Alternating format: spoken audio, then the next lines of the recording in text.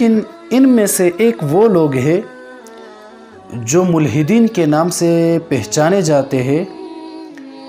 عموماً ملحدین ایسے ہوتے ہیں کہ وہ اللہ رب العزت کی بادشاہی کا انکار کرتے ہیں اور رسول اللہ صلی اللہ علیہ وسلم کی رسالت کا بھی انکار کرتے ہیں اور ساتھ میں آخرت کا بھی انکار کرتے ہیں۔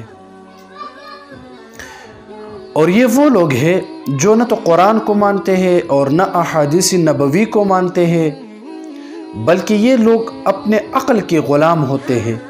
جو بات ان کی عقل تسلیم کرے تو یہ اسی بات کو مانتے ہیں، اور جو بات ان کی عقل تسلیم نہ کرے تو یہ لوگ اس بات کو رد کرتے ہیں۔ اسی وجہ سے یہ لوگ ہمیشہ دین اسلام پر اعتراضات کرتے ہیں، عقلی اعتراضات کرتے ہیں۔